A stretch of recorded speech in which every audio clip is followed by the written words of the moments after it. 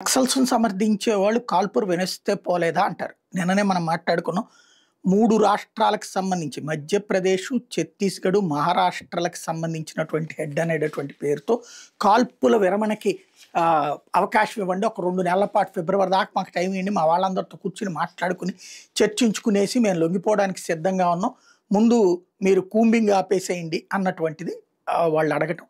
దాని మీద చర్చోపచర్చలు నడుస్తున్నాయి. ఇస్తే తప్పేంటంట, పాకిస్తాన్‌కే మనం ఊపిరిచ్చేసాం, ఈశాన్య రాష్ట్రాల్లోనే చర్చలు జరిగినాయి అన్నటువంటి పనికి మాలినటువంటి మాటలు మాట్లాడేటటువంటి అపర మేధావులు రోడ్డెక్కారు. పాకిస్తాన్‌తో మనం ఏ చర్చలు జరపలేదు. అమెరికా వాడు చెప్పింది నమ్మావు అంటే నువ్వు మరి పెట్టుబడిదారీ సమాజాన్ని నమ్ముతున్నావేమో నాకు తెలవదు. నేనైతే చాలా క్లియర్‌గా ఉన్నా. అమెరికా అనేటటువంటి వాడు నాటకాలు ఆడుతూ ఉన్నాడు. అంతకు మించి ఏమీ లేదు. మనం ఏ చర్చలు జరగలేదు అన్నది లోకం చూసింది. సరే, మన కళ్ళల్లో నుంచి ఉండేటటువంటి లోకంలో చూస్తే అది మీ కర్మ. నెంబర్ 2 వచ్చేటప్పటికి ఇప్పుడు చర్చించి ఏం చేయాలి చర్చలు? వాళ్ళతో ఏం చర్చించాలి? వాళ్ళు అనేటటువంటి పేదరిక నిర్మూలన. ఇప్పుడు 40 కోట్ల మందికి ఈ దేశంలో పేదరిక నిర్మూలన. నక్సలిజం పక్కెళ్ళిపోవాలి కదా! ఉచిత బియ్యం ఇస్తున్నది ఇప్పుడు కేంద్ర ప్రభుత్వం. ఉచిత ఇళ్ళు కట్టిచ్చిస్తోంది. ఉచిత మరుగుదొడ్లు కట్టిచ్చిస్తోంది. అలాగే ఉపాధి హామీ కిందన కూలీ పనులు ఇస్తోంది.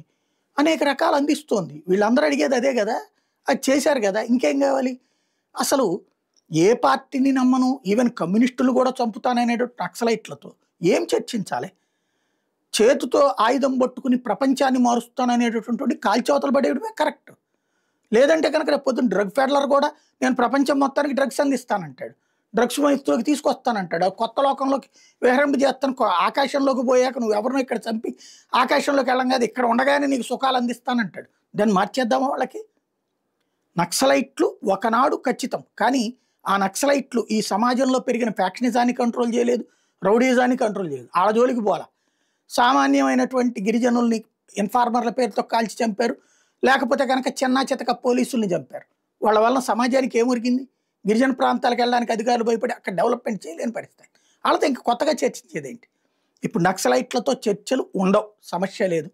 అదే సందర్భంలో నక్సలైట్లు ఫిట్ ఆర్ క్విట్, లొంగడమా పోవడమా, ఇదే నినాదం.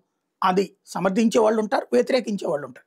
కానీ రాజ్యం ఎప్పుడూ కూడా ఇలాంటి వితండవాదం, తిరస్కరణవాదం, ఆయుధవాదులతో చర్చలు జరపడం అనవసరం. దానికి సాక్ష్యం రాజశేఖర హయాంలో ఏం జరిగింది.